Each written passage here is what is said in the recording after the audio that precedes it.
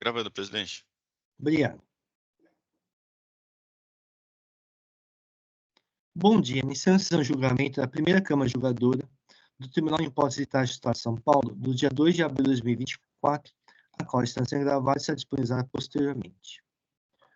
Todo juiz já confirma a presença no sistema de debate. Vou iniciar a sessão no sistema. Temos 3 processos no dia de hoje. Vamos começar com o processo em que há pedido de sustentação oral e o patrono está presente. Doutor Fábio, vai realizar a sustentação oral?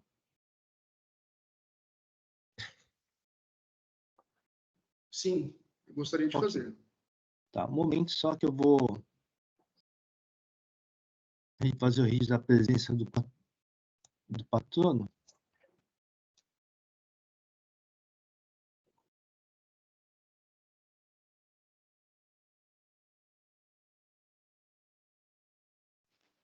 Tá bom, é o processo de Querino 600 Transporte S.A., recurso ordinário de minha relatoria. Já fiz registro da presença do patrono. Então, recurso ordinário são 4 acusações fiscais. Deixar de pagar ICMS por emissão e escrituração de documentos fiscais, bilhete de passagem eletrônico referente a operações tributárias com erro na determinação de base de cálculo. Não foram levadas à tributação as parcelas referentes ao pedágio e à taxa de embarque. Deixar de pagar ICMS por falta do recolhimento do diferencial de alíquota na entrada de mercadorias oriundas de outro estado e destinadas ao uso e consumo do próprio estabelecimento nos termos do artigo 2º, inciso 5, parágrafo 5º. Acreditar-se indevidamente ICMS relativa a operações de entrada de mercadorias para uso e consumo do próprio estabelecimento. Quarta e última acusação fiscal, acreditar-se indevidamente ICMS relativa a prestações de serviços de comunicação para o estabelecimento. A decisão primeira instância julgou procedente de auto-infração. Inconformado a decisão primeira instância, o contribuinte depôs recurso ordinário, apresentando as seguintes alegações: impossibilidade de ação sobre as taxas de embarque e tarifas de pedágio, impossibilidade da cobrança de ICMS sobre diferencial de alíquotas, creditamento de ICMS apurado na aquisição de insumos da atividade empresarial de transporte público rodoviário, multa confiscatória e impossibilidade de incidência de juros sobre a multa. Por fim, requerem procedência da autuação. A dor da imputação fiscal manifestou-se pelo não conhecimento, ou caso contrário, não pelo recurso ordinário. Este relatório, Dr. Fábio Rodrigues, fique à vontade para realizar a sustentação oral. Ok, muito obrigado. Agradeço a todos os presentes na figura do novo presidente e procurarei ser o mais rápido e conciso possível, né? Sobre essa primeira imputação, o que nós vemos é que o fisco pretende incluir na base de cálculo do ICMS as taxas de embarque e as tarifas de pedágio, né? Nós entendemos que isso poderia até ser possível se fosse fruto de uma relação de preços privados, né?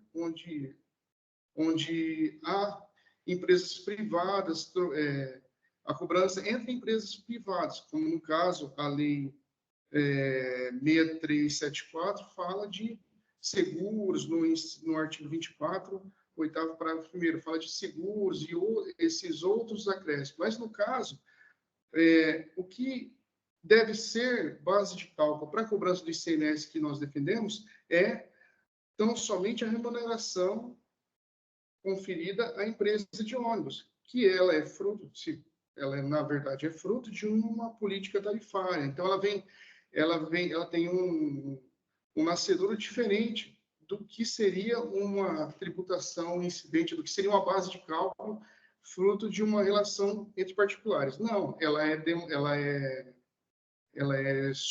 tem origem numa política tarifária pública. Na verdade, há essa política tarifária que define o preço público e, definido esse preço público, que a empresa pode cobrar o que se chama de tarifa, né, pelo serviço de transporte.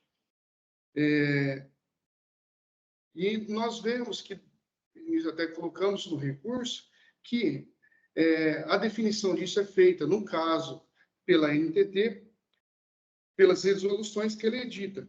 Atualmente, existe a resolução 6033 de 2023, que define o que seria o preço público e a tarifa, excluindo textualmente outros valores que não integraram a composição desse preço público.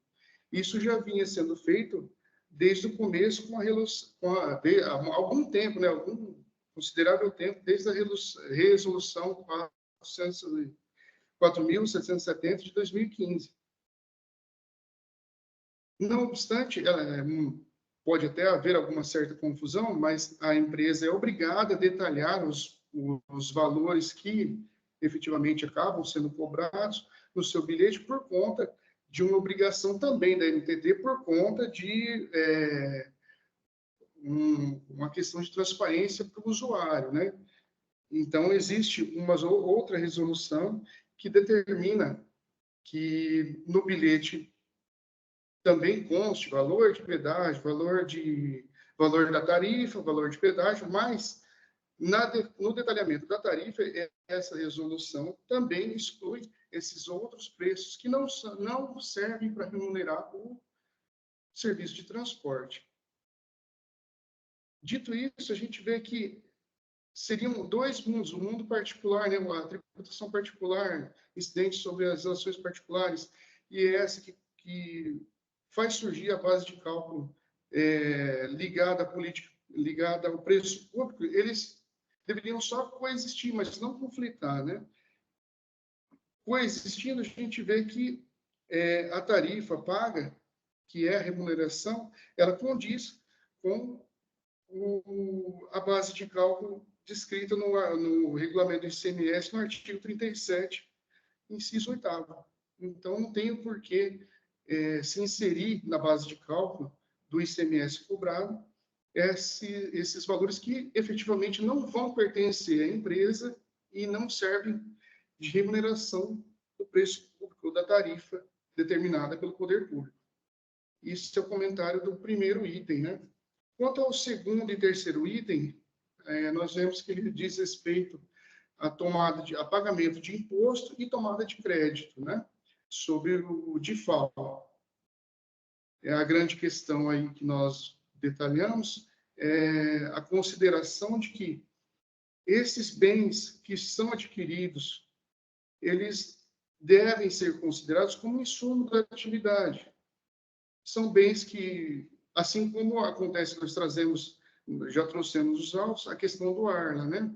Que é considerado um insumo e não permite a tributação do ICMS. Assim como o ARLA, são bens que são usados em razão da prestação de serviço. Vamos supor, seriam aquisição, detalhando, dando um exemplo, seria aquisição de pneus, lubrificantes, vedantes, esse tipo de materiais que são empregados nos ônibus para que ele consiga rodar e prestar o serviço de transporte público. Não teria, assim, outro tipo de enquadramento, por quê? Porque são bens que normalmente não seriam comprados para se deixar na empresa e também não seriam utilizados ali nela. Eles são utilizados durante a prestação de serviço mesmo. Não tem motivo para se comprar, né, esse tipo de bem e deixar ali. Então, de fato, eles só são comprados em razão da prestação de serviço. E, em sendo comprados em razão da prestação de serviço, devem ser considerados como insumo da atividade, liberando da incidência do ICMS, do pagamento do ICMS do DIFAL, e, da mesma forma, possibilitando o crédito do ICMS, que são os itens, respectivamente, os itens 2 e 3 do auto de infração.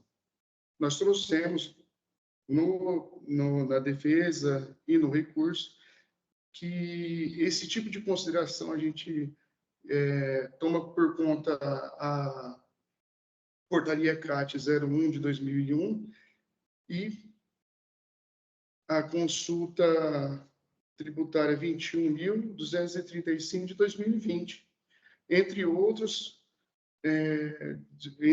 julgamentos do TJSP e até do STJ. Sendo breve, era isso que eu gostaria de pontuar a Vossas Excelências. Agradeço ao Dr. Fábio Rodrigo pela objetividade e sustentação oral. Vou passar o voto. No tocante ao item 4 do AIN, a autuada formalizou a confissão e retratado do débito fiscal antes da apresentação da defesa. Assim, para o referido item, não há processo administrativo tributário, uma vez que ele tem por origem a apresentação da defesa, nos termos do artigo 33 da Lei 13.417.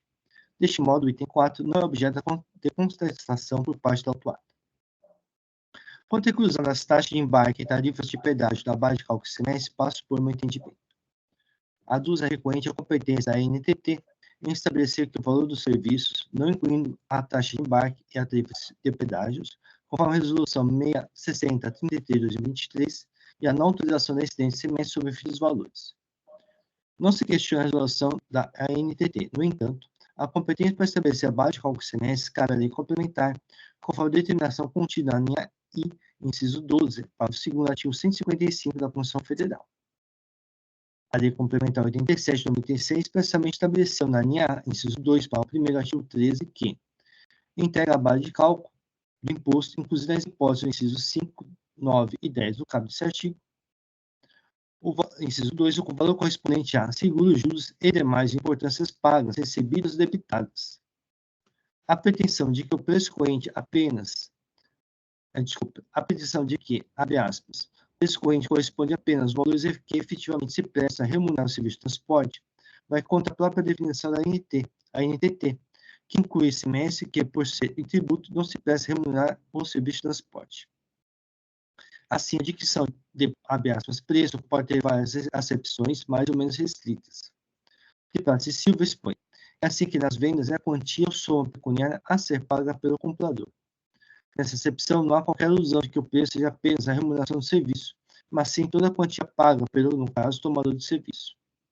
A Lei Complementar 87 de 96 não definiu em momento algum que o preço seja apenas a remuneração do serviço, pelo contrário, incluiu as demais importâncias pagas, recebidas e debitadas, ou seja, vai ao encontro da definição acima exposta.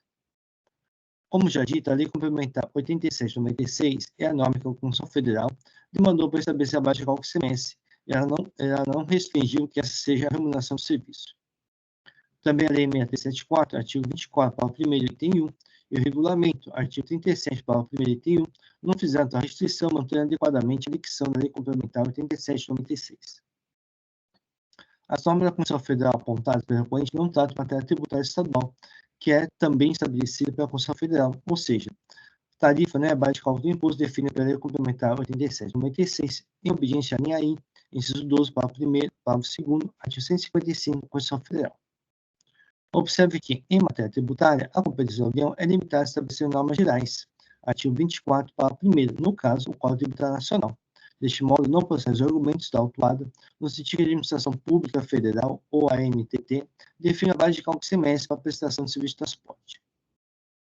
Assim, sem conteste que os usuários pagam os valores do pedágio e a taxa de embarque autuada, ou seja, são valores recebidos pelo recorrente, a Lei Complementar 87, a Lei 6374/89 e o regulamento, determinam sua inclusão na base de cálculo semestre. Nesse sentido, dispôs a resposta à consulta tributária número 521/2004, transcrito aqui no meu voto, diz o seguinte: em síntese, ainda que exigidos a título de ressarcimento de pagamentos, incluem-se na base de cálculo do imposto todos os valores que entregam o preço do serviço cobrado do usuário. Nessa esteira, respondendo a indagação consulente sobre a correção sobre o entendimento, transcrito o item 10 dessa resposta, esclarecemos que os valores referentes à taxa, tarifa de embarque e pedágio integram a base de cálculo porque integram o preço do serviço cobrado pelo usuário. Na alternância à conclusão, o fato desses valores não possuem natureza remuneratória para as empresas de transporte de passageiros. Destaque ter procedente à apuração do item 1 do AIN. Relativamente à ligação de impossibilidade de cobrança do ICMS sobre o diferencial de alíquota, não assiste razão recorrente. Analisando os produtos listados no demonstrativo 2, folhas 8.759 a 8.764, não há combustíveis, óleos lubrificantes ou pneus. Verifique-se que se trata de sachê floral, baterias, vibrabequim, filtros, kit retentor, mola, tubo compressor, kit embreagem, válvulas, fluido, molas, tambor freio, bomba d'água, terminal de direção, barra de direção, placas, anéis, camisas, rolamentos, juntas, anéis, camisa motor, reparo secador de ar, rolamentos, tambor de freio, tirantes, polia, lonas, retificador, alternador, bico injetor, embreagem, cilindro, chicote, correia, tanques, reparação de conexão pneumática. Assim, são produtos para manutenção, reparo e reforma dos veículos, nos tratando, portanto, de insumos para prestação de serviço de transporte. Neste caso, não há direito ao crédito semestre para aquisição de tais produtos. Observe a resposta à consulta tributária 24844/2021, que bem expôs a situação, especificamente para transportador. Transcrevi no meu voto essa resposta à consulta. Vou ler o texto especial. Em conclusão, dessa forma, conforme o posicionamento da consulta tributária, o contribuinte não poderá se apropriar do crédito do imposto pago na aquisição de peças e partes destinadas à manutenção e reparo de veículos que utilizam a prestação de serviço de transporte. As decisões judiciais citadas pela recorrente não lhe aproveitam, uma vez que é impetente a outra empresa. O fluido citado nessa consulta, resposta à consulta tributária 21.235/2020, é o ARLA 32, que é consumido diretamente no acionamento dos veículos. No presente caso, diversamente, trata-se de fluido RFE Chemons Freon R13 134A, 13,62 kg D10 130577, que é destinado a condicionador de ar automotivo, conforme cite o notal, acesse 6/3/2024. Abre aspas, fluido refrigerante Freon R74A, botijão 13,62 kg Chemons. Descrição do produto. O fluido refrigerante Fremon é utilizado em equipamento de refrigeração doméstica, comercial, industrial, condicionador de ar automotivo e chiller. Assim, são produtos diversos, sendo que o fluido referente Chemon Freon 3,62 kg não se destina ao funcionamento do veículo automotor, cujo funcionamento independe do condicionador de ar, bem como não há qualquer prova de que do seu consumo integral e imediato na prestação de serviço de transporte. Portanto, não há direito ao crédito ou imposto nas aquisições.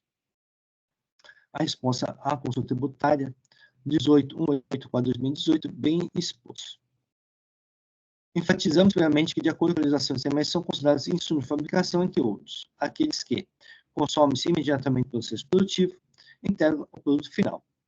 Enfatizamos ainda que não geram direito ao crédito CMS as aquisições de materiais que desgastam-se ao longo do processo produtivo, sem que os mesmos devem ser substituídos após certo tempo, porque perderam suas propriedades. Compõe partes e peças automobilizadas, ainda que relativa à maquinária de produção, quando a sua reposição periódica por desgaste ou quebra. Destaque não apoia a pretensão recorrente.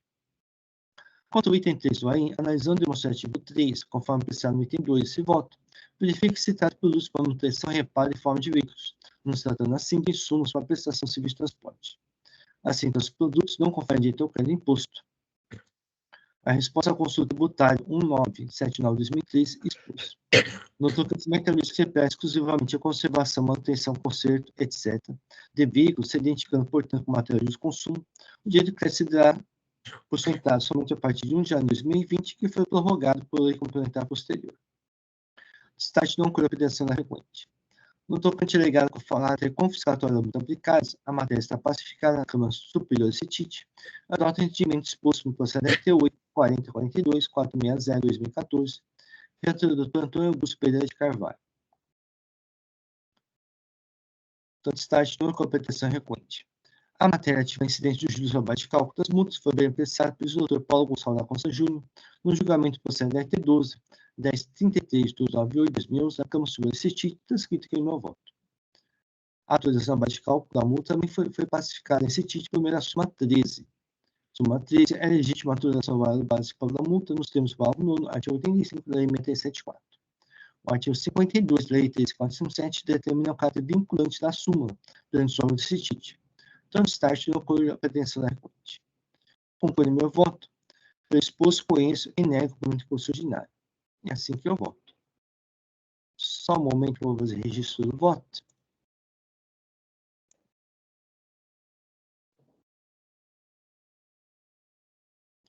Muito bem, o voto está registrado no sistema, o processo está em discussão. Não havendo inscritos, vou encerrar os debates.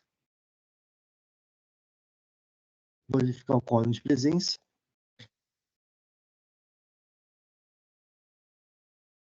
Só um segundo que...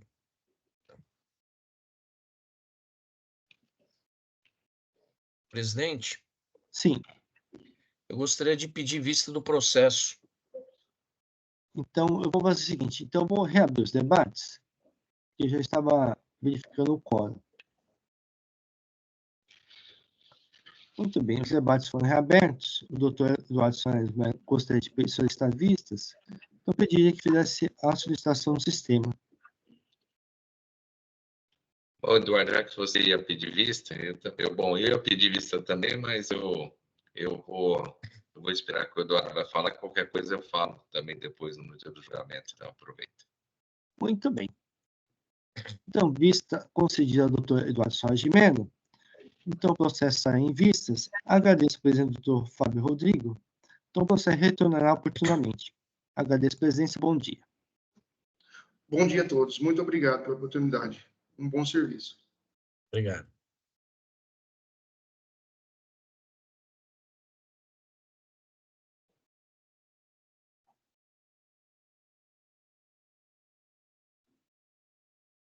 Vou passar para o processo de Sete Plástico Indústria e Comércio Limitada, recurso de ofício. Retor Carlos Henrique. Obrigado, presidente. Eu vou entrar aqui, por gentileza. Presidente, o processo é composto de várias infrações. Eu vou descrevê-la rapidamente, que a primeira deixou de escriturar no período de janeiro de 18 a novembro de 2019 notas fiscais de entrada e operações tributadas. O segundo, deixou de escriturar no mesmo período notas fiscais de entrada e operações não tributadas. Terceiro, deixou de escriturar no mesmo período conhecimento, transportes e prestações tributadas, sem justificar a não escrituração. A quarto, deixou de escriturar no mesmo período conhecimento, transportes e prestações não tributadas. O item 5, creditou-se indevidamente o semestre valutal no período de 9 de setembro de 2018 a dezembro de 2009, pelo fato de ter escriturado indevidamente conhecimento, transportes e cancelados pelos emitentes. O item 6, creditou-se indevidamente de CMS valor de tanto, no período de 2006 de 2019 a 12 de 2019, por ter escriturado conhecimentos, transporte e publicidade. O item 7, creditou-se indevidamente de semestre valor de tanto, sem amparo no período de janeiro a mês 4 de 2018, sem amparo legal. E o item 8, creditou-se indevidamente de CMS, referente a ICMS sobre energia elétrica, no período de janeiro e novembro de 2018 e dezembro de 2019. O item 9, creditou-se indevidamente semestre período de dezembro de 2018 a novembro de 2019, devido ao fato de ter lançado em sua escritura fiscal o ICMS referente a entrada de bem adquirido para ativo permanente integralmente e de uma só vez, em situação não autorizada pela legislação. E o item 10, creditou-se ICMS valor de mês 6 de 2018 e mês 11 de 2018 a 11 de 2019, referente a bens adquiridos para uso e consumo em situação não autorizada pela legislação. A empresa recorrente apresentou defesa, da quais os senhores já tiveram acesso. Houve conversão de julgamento de diligência para que a empresa atuada assinasse a defesa, que não foi assinada. A autuada regularizou a pendência e informou que celebrou a confissão parcial dos débitos e apostou comprovante de pagamento bancário relativo aos débitos, que foram 2025 e 2046.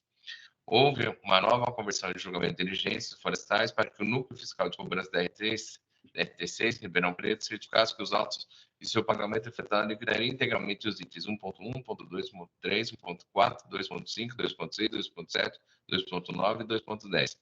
Tendo tal núcleo certificado, folhas 2075, que havia sido verificada a efetividade e suficiência do recolhimento efetuado, confirmando a liquidação integral dos itens 1.1, 1.2, 3, 4, 2.5, 6, 7, 9 e 10 do auto fração.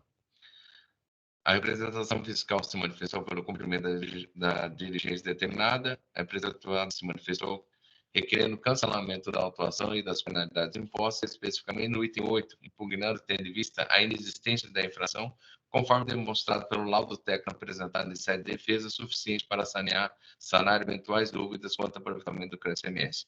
Houve uma nova conversão de julgamento de diligência para que a empresa atuada esclarecesse por que constaram em branco as folhas 1985 e 87, tendo a referirem preços manifestados florestais, no sentido que tais folhas restaram em branco por erro de digitalização e não por supressão de documento. A decisão de primeira instância foi pela improcedência do auto de infração, cancelando a exigência do crédito tributário, reclamado em razão da insubsistência do item 2.8 do auto de infração e da liquidação integral dos demais itens pelo atuário. Foi apresentado recurso de ofício e apresentou também suas contras-razões de recurso de ofício. Esse foi o relatório, ele vai direto ao voto. O recurso de ofício diz respeito exclusivamente ao item 8 remanescente do auto de infração, tendo em vista que os demais itens foram objeto de liquidação perfeitamente certificados nos autos do núcleo fiscal de Cobras DRT6 em Ribeirão Preto, folhas 2075.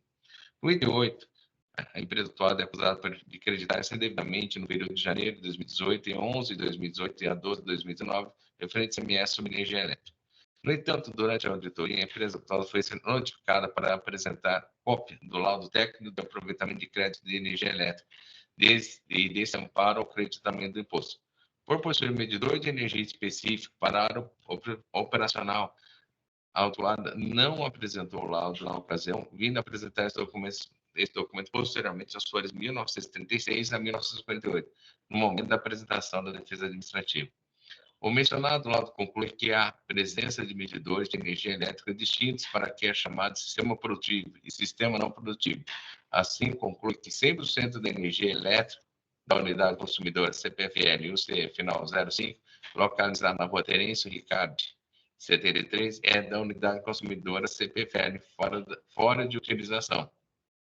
Final 46, localizada na Rua Plácido Sarte, 105 filial, são consumidos no processo industrial.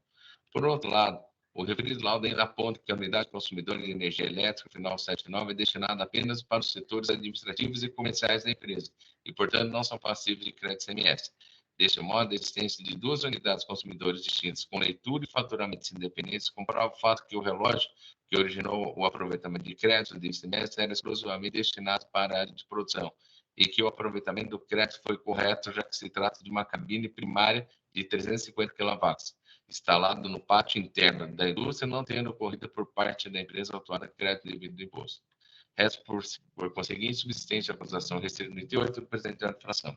Ao disposto, decidido por conhecer o recurso de ofício e negar provimento, mantendo a interpretação proferida em certo julgamento de defesa, do qual julgou improcedente o auto de infração, assim como eu voto, presidente.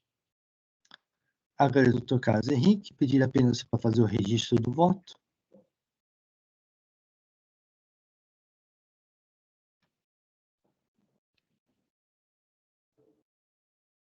Está registrado, presidente. Muito obrigado. Eu vou pedir licença ao doutor Carlos Henrique, vou solicitar a vista dos autos. Eu vou analisar melhor esse laudo, também tem um fato de ser extemporâneo, então queria verificar com mais cuidado. Perfeito.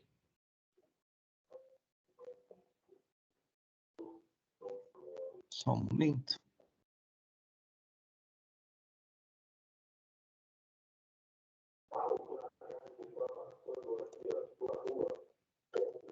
Muito bem. Solicitei vistas, mas alguém gostaria de pedir vistas? Não? Ok. Então, o processo de... Só um momento. Site Plástica Indústria Comércio Limitada será em vistas para mim.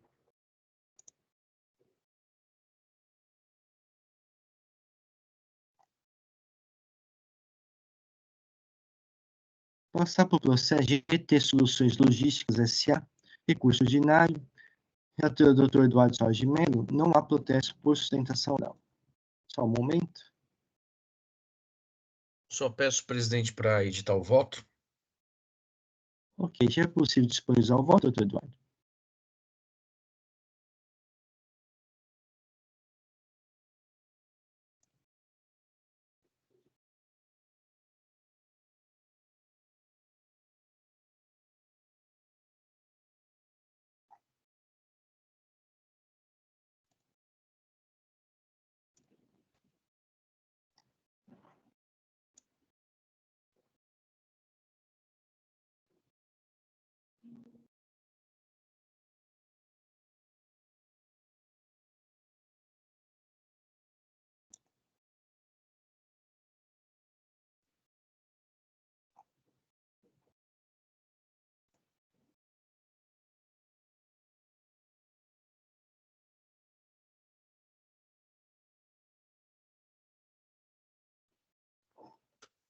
Bem, eu editei o voto, eu vou proceder à leitura do mesmo, presidente. Ok, obrigado. Só um segundo.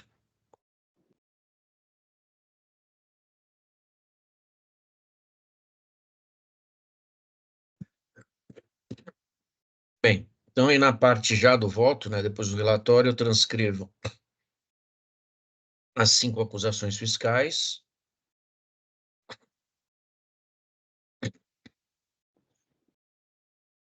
E digo, aí de forma resumida, né, as acusações fiscais dizem respeito, portanto, e aí são os itens 1, 2 e 3 do auto. Falta de escrituração na EFD, de operações, prestações e informações sujeitas à escrituração mensal no livro Registro de Entradas, implicando em descumprimento de obrigação tributária de natureza acessória. O item 4, que é registro incorreto na EFD, de informações sujeitas à escrituração do livro Registro de Inventário. Aí tem os períodos, né, dos estoques, também caracterizando o descumprimento de obrigação tributária de feição acessória, penalidade aplicada com base na diferença entre o valor escriturado e o valor correto. E, finalmente, o item 5, falta de emissão de notas fiscais antes de iniciada a saída de mercadorias em operações de retorno de insumo não utilizado na industrialização por encomenda. Aqui não teve cobrança do CMS porque ele estava suspenso nos termos do 402, parágrafo 1º, item 2 do regulamento do CMS. Dessume da peça recursal a afirmação de apresentação de documento novo e que justificaria a relevação da penalidade aplicada. Se refere à pretensa suspensão da exigibilidade do crédito tributário relativo à execução fiscal estadual em curso. Aí eu trago aqui o número do processo. Em decorrência da obtenção de decisão judicial em 14 de novembro de 2023, acolhendo os bens que já teriam sido por ela, recorrente, oferecidos anteriormente. Pondera a recorrente, aí abro aspas, né, o argumento da recorrente. O único requisito apontado pela Comissão de Controle de Qualidade na notificação, aí trago o número da notificação, para a não lavratura do presente auto, era a falta de suspensão da exigibilidade de uma execução fiscal. Requisito este que foi cumprido com a decisão judicial datada de 14 de novembro de 2023, hora juntada, que determinou a suspensão da exigibilidade da execução fiscal número tal, de modo que a relevação da multa se impõe. Aí digo eu, em outras palavras, sustenta a nulidade do auto de infração pela não consideração do trabalho fiscal no que atina a Portaria CAT 115 de 2014. Com relação ao procedimento do controle de qualidade prévio à constituição do crédito tributário, até porque o mesmo, controle de qualidade, no sentido da recorrente, só não teria impedido o lançamento de ofício em virtude da existência de especificação de execução fiscal em curso contra a recorrente. Acrescenta que após a lavratura do auto em comento, em virtude da decisão judicial, folha 765, 766 do processo, houve a suspensão da exigibilidade do débito fiscal contido na referida ação de execução fiscal. Depende do artigo 10 da Portaria CAT 115 de 2014, o quanto segue. Aí eu descrevo esse dispositivo legal. Não obstante a previsão de que a suspensão da exigibilidade do débito fiscal, cumulada com outras situações previstas nos incisos do artigo 10 da Portaria CAT 115 de 2014, possibilite ao agente fiscal de rendas competente deixar de lavrar o respectivo auto, é-se disso que a indicação de bem-a-penhora, de sorte a garantir dívida em juízo, não configura hipótese de suspensão da exigibilidade do crédito tributário. Tem apenas o condão de 1. Sobrestar o curso da execução fiscal e permitir o ajuizamento dos correspondentes embargos de execução por parte do executado. E 2. Autorizar a expedição de certidão positiva com efeitos de negativa relacionada àqueles débitos, nos moldes do artigo 206 do CTN. Para que não remaneça a dúvida, o artigo 151 do CTN, dentre as hipóteses de suspensão da exigibilidade do crédito tributário, não inclui o bem oferecido em penhora, traz hipóteses distintas, quais sejam. Aí eu trago aqui os incisos. A ausência de previsão legal para fins de suspensão da exigibilidade do crédito tributário, da situação fática vivenciada pela recorrente, oferecimento de bem à penhora, é motivo jurídico suficiente para a desconsideração de seu argumento e pretensão de nulidade do auto. Exemplificativamente, registro que, instado a se manifestar, o STJ sedimentou o aludido entendimento, consignando que, aí eu trago aqui a ementa também dizendo isso, que não configura a suspensão da exigibilidade do crédito tributário. Mas não é só, ainda que assim não fosse, o que se admite como mero argumento, a referida decisão na ação de execução fiscal em enfoque somente foi proferida em 14 de novembro de 2023, ou seja, em momento posterior à lavratura do presente auto, o que se deu em agosto de 2023, no dia 3.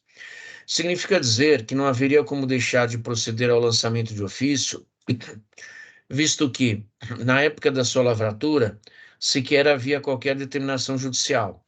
Tecidas essas considerações, não há como acatar a pretensão da recorrente consubstanciada no impedimento da lavratura do auto, nos termos da Portaria CAT 115.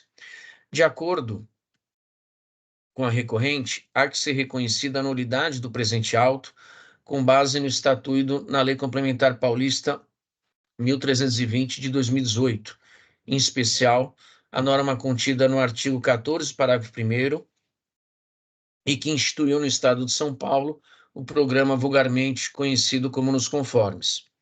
Destaca a necessidade de atendimento aos objetivos pretendidos pelo referido diploma normativo, como a autorregularização dos contribuintes, mediante análise fiscal prévia, evitando, se possível, a lavratura do auto, e a devida orientação e atendimento da administração fazendária ao particular. A argumentação expendida pela recorrente não merece guarida, porquanto a autorregularização do contribuinte, de modo a evitar a constituição do crédito tributário, consubstancia a faculdade de administração fazendária, conforme reza o artigo 14, parágrafo 1º da Lei Complementar 1320. Aí eu transcrevo esse dispositivo legal. A análise fiscal prévia da Start não constitui obrigação do fisco paulista, mas faculdade, ficando o expediente ao seu critério. Em outras palavras, inexiste qualquer obrigação endereçada à administração pública. No sentido da recorrente, por constituir armazém geral, sujeito ao Decreto Federal 1102 de 1903 e com registro na JUSESP, a mesma atende às regras de não incidência estatuídas no artigo 7º, incisos 1º e 3º do Regulamento do ICMS de São Paulo, além da emissão de documentos fiscais, em que pese não configurar como contribuinte do ICMS. É inconteste a necessidade de cumprimento ao artigo 12, parágrafo 1º, item 1 do anexo 7º do regulamento. Aí eu transcrevo, e essa norma fala da necessidade de emitir nota, da necessidade de escriturar no livro registro de entrada as notas. A circunstância da recorrente estar de alguma forma relacionada a operações mercantis, como ocorre com os armazéns gerais, a obriga ao cumprimento de deveres instrumentais, independente da incidência e cobrança do imposto estadual em exame, como acontece no caso vertente, haja vista a não incidência do ICMS na remessa e retorno de mercadorias em armazéns gerais. Expõe a recorrente que, abre aspas, a obrigação acessória, como a escrituração fiscal, só é legítima quando suportada pelo interesse da arrecadação da fiscalização. Diverso da obrigação principal, todavia, a posição que se destaca é no sentido de não estar configurada uma obrigação, diante da ausência de requisitos necessários, como a transitoriedade ou a patrimonialidade. Inexistindo um tributo cuja existência se dê ao menos no plano abstrato, a administração tributária não teria, neste caso, nenhum interesse de arrecadação ou até mesmo de fiscalização, uma vez inexistente no plano lógico o tributo devido. Então, essas são as palavras da recorrente. Penso da Tavênia de forma distinta. No âmbito do direito tributário, o artigo 113, parágrafo 2º do CTN, impõe deveres instrumentais tributários aos administrados, consistentes em condutas positivas ou negativas, prestações positivas ou negativas decorrentes da legislação tributária, em prol do interesse da administração pública. Aí eu trago doutrina nesse sentido, né, que diz que esses deveres, eles têm natureza de obrigação de fazer, não fazer, ou mesmo de tolerar, desprovida do timbre da patrimonialidade. Continuo eu. Dentre as prestações positivas a serem efetivadas em coparticipação com a administração pública se encontram a realização de declarações, emissão de documentos fiscais, dentre os quais notas, guias, conhecimentos de transporte, manifestos de carga, bilhetes de passagem, etc., registros de atividades em livros fiscais e contábeis, além de outros elementos documentais.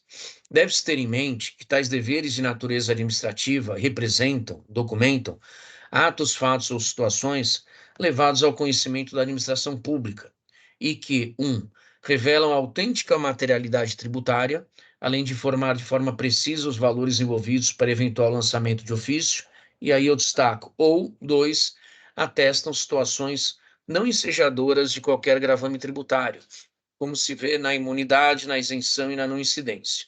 O cumprimento dos deveres instrumentais pode não resultar em recolhimento do tributo ao fisco, situações, portanto, de desoneração, fato que revela a independência dos deveres instrumentais em relação à obrigação tributária principal, o que jamais pode significar, como pretende a recorrente, falta de interesse da arrecadação ou da fiscalização pela administração fazendária.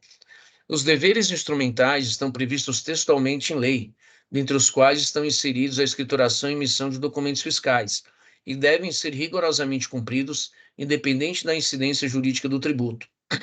Do contrário, aplica-se o artigo 113, parágrafo 3º do CTN, segundo o qual, e aí esse parágrafo diz que a obrigação acessória, pelo simples fato da sua inobservância, converte-se em obrigação principal relativamente à penalidade pecuniária. A recorrente sustenta a ausência de dolo, fraude ou simulação, e tampouco dano ao erário, pelas infrações não consistirem na falta de pagamento do imposto estadual. Por essa razão, sustenta a aplicação do artigo 527-A do RICMES, com relevação da penalidade aplicada. De acordo com o 502.7 do regulamento, ao julgador do TIT é facultada a relevação e redução da multa aplicada, desde que a acusação fiscal não implique em falta de pagamento do ICMS, mas apenas no descumprimento de obrigação tributária de natureza acessória e a conduta do contribuinte não decorra da prática de dolo, fraude ou simulação. Em conteste, no caso concreto, a mera inobservância a obrigações tributárias de naturezas acessórias, ou seja, a inexistência de acusação de inadimplência, falta de pagamento do imposto estadual. Consistem acusações fiscais em mero descumprimento de obrigação tributária de natureza acessória, sem qualquer dano ao erário bandeirante, pois dizem respeito, aí eu sintetizo, como eu já fiz na leitura desse voto, o que são essas acusações. Não comungo de eventual afirmação de que o prejuízo ao erário não pode ser estendido apenas como prejuízo financeiro, tendo em vista o prejuízo experimentado pelo trabalho fiscal, prejudicando a busca pela eficiência pelo fisco estadual, pois entendo que a atividade de fiscalização é imperiosa ao Estado, além do fato de que, no caso vertente, sequer houve ocultação das operações mercantis em comento por parte da recorrente, uma vez que a documentação fiscal disponibilizada possibilitou a identificar o desacerto na conduta praticada pela recorrente. Da mesma forma, não consta do trabalho fiscal assertiva de que a recorrente teria praticado conduta ilícita, marcada por dolo, fraude ou simulação. No que tange à regra de que, para a aplicação do artigo em tela, também serão levados em conta o porte econômico e os antecedentes fiscais do contribuinte, 527-A, parágrafo 3º do regulamento, registro quanto segue. Entendo que a aludida circunstância não pode influenciar a decisão do julgador no que concerne a aplicação do 527-A. Realmente, a mera lavratura anterior de outros autos não pode ter o condão de impedir a relevação ou a redução da penalidade, caso assim entenda o julgador, até porque a autuação fiscal pode ter se dado de forma equivocada. Além disso, vejo como mais acertada a decisão que considera apenas o caso concreto submetido à apreciação, devendo ser divorciada de outros processos. A redução ou relevação da multa aplicada, que considera o histórico do contribuinte, acaba por autorizar a ingerência de decisão emanada por outros julgadores relativa a auto distinto sobre o novo julgado, submetido à apreciação e decisão de outros juízes. Situação esta que não pode ser prestigiada por mitigar a liberdade e o livre convencimento do juiz e por não se tratar de súmula editada pelo tribunal, esta sim a ser seguida por todos os julgadores da mesma corte administrativa. O julgador do novo auto de infração não pode ser influenciado por decisão definitiva do TIT proferida anteriormente e que manteve a acusação fiscal em auto distinto, até mesmo porque, o referido deciso pode ter sido pautado em argumento jurídico com o qual o julgador do novo auto não compartilha, e 2, entendimento diverso da administração fazendária da decisão administrativa definitiva poderá ser adotado pelo Poder Judiciário em sede de execução fiscal. Do contrário, estar-se-á dispensando o tratamento tributário personalizado desfavorável ao contribuinte nessa situação, o que não se pode admitir em face do princípio da impessoalidade. Aí eu trago doutrina, que diz que nem mesmo o bom contribuinte tem direito a tratamento especial vantajoso, né? Transcrevo aqui a doutrina. Digo, no que diz respeito ao porte econômico do contribuinte autuado, não merece prestígio o eventual argumento de que, em virtude de contar com profissionais supostamente com maior conhecimento e capacitação técnica, empresas de maior dimensão apresentariam maiores condições de cumprir a lei, o que justificaria a não relevação ou redução da sanção aplicada. A afirmação dessa natureza diz respeito ao princípio da isonomia, além de revelar distanciamento da realidade empresarial. Consiste em alegação pautada pela presunção e que externa a falta de conhecimento mais apurado sobre as dificuldades operacionais enfrentadas pelas empresas, maiormente aquelas com estrutura, instalações de pessoal mais complexa, onde é maior a sujeição à ocorrência de equívocos de natureza procedimental. Assim, em que pese a existência de autos de infração lavrados em face da recorrente, dou provimento parcial a essa parte do recurso ordinário para reduzir as penalidades consideradas para os itens 1 a 5 do auto lavrado, reduzindo a sanção aplicada em 50%, ou seja, mantendo a multa em 50% do valor originalmente considerado pelo trabalho fiscal. Por essas razões, reduzo as penalidades relacionadas às acusações fiscais dos itens 1 a 5 do presente auto. E aí eu acho que eu não preciso ler, mas a parte final do meu voto, eu concordo com o autor do feito, né, com o trabalho fiscal, com a decisão recorrida, que diz respeito à atualização do valor da base de cálculo da multa. Na verdade, aqui houve uma pequena confusão do contribuinte do que seria essa atualização, e aí eu transcrevo, inclusive, a parte da decisão recorrida. Então, ao final, no meu voto, eu dou provimento parcial ao recurso ordinário, reduzindo o débito fiscal em 50%, nos termos do 527A do regulamento. Eu vi aqui um outro erro de digitação, mas eu não penso em retificar porque esses erros não são relevantes para o voto. É assim como o voto, presidente. Agradeço, Eduardo. Só tem um erro de digitação aqui que talvez pudesse ser corrigido. Qual? No final do relatório, se diz o seguinte: em decisão proferida em 27 de 2023, a Delegacia de Julgamento em Campinas julgou improcedentes as apurações contidas. Acho que é procedentes, né? Ah, sim, tá.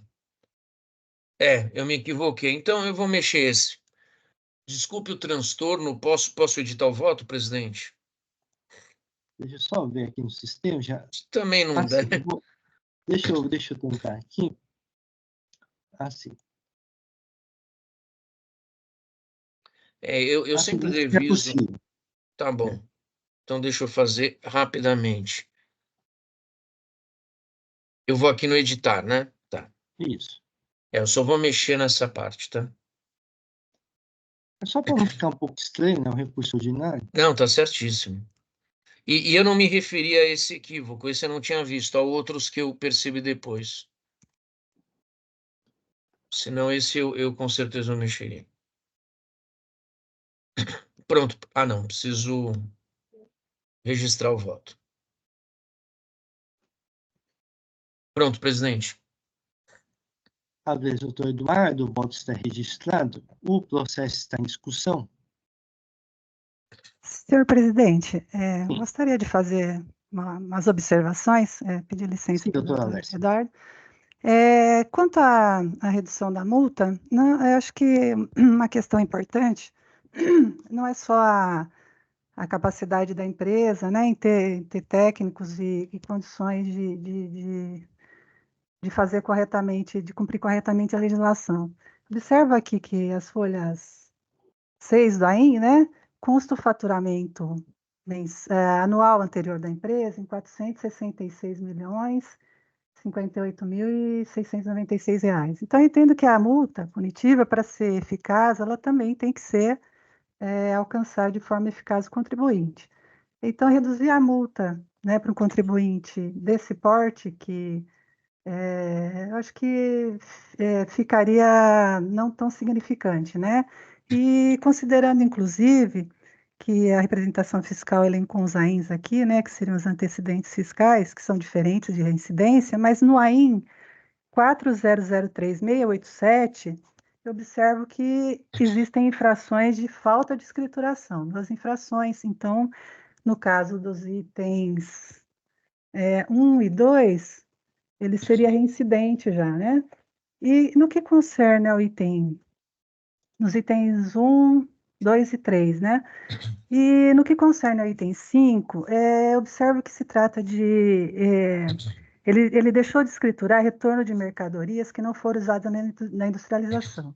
Inclusive, né, essa questão que ele fala que é armazém geral, não sei o quê, mas ele tem um KNAI secundário de fabricante. Então, ele tem que, ele inclusive tem essa atividade. E observa o seguinte, que esse imposto dessa mercadoria que veio do que pediu a industrialização, né, que requereu, ela veio suspensa. Então, quando ele deixa de emitir a nota fiscal de retorno de uma mercadoria que entrou suspensa, que volta suspensa, por isso que não foi cobrado imposto aqui, né, o fisco considerou isso, ela pode, ou seja, ela pode deixar de ser paga numa etapa subsequente. Então, eu acho que, na minha opinião, né, na opinião da representação fiscal, desculpe, eu acho uma infração grave para se reduzir o tributo. Então, é só acrescentando isso, que esse faturamento, né, do contribuinte, que a multa já estaria no valor adequado, né? E a questão dele ser reincidente na falta de escrituração, que são os itens 1 a 3, por conta desse aí, né? Citado aí nas folhas 782. E aí o item 5, né? Que trata-se de mercadoria que ele está deixando de devolver e que ela seria posteriormente tributada na saída do que requereu a industrialização. É só isso, presidente. Muito obrigada. Agradeço, doutor Alesi. O processo ainda está em discussão. Eu vou comprar o doutor Eduardo, por conta dos antecedentes não são muitos autos de infrações, né? Tem um aqui que é muito antigo, de mais de 10 anos, e os mais recentes, de 2019, são valores pequenos. Então, não acredito que os antecedentes sejam tão desabonadores, e também não tem um mau resultado desses aí, se foram pagos, eventualmente podem ter sido pagos, então, para mim, afastaria os maus antecedentes. Então, por essas razões, eu vou acompanhar o doutor Eduardo, o processo ainda está em discussão. Não havendo mais inscritos, vou encerrar os debates. Vou verificar o quórum.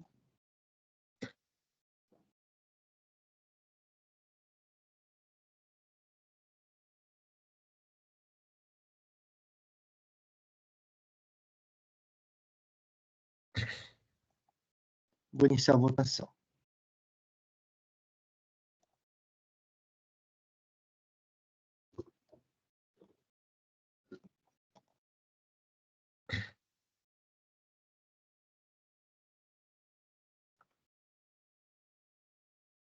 Iniciada a votação, o recurso original de GT Soluções Logísticas S.A.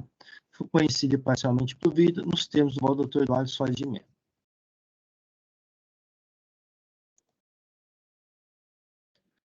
Com isso, encerramos os processos no dia de hoje. Agradeço a presença de todos. Pediria para o Jailson encerrar a gravação.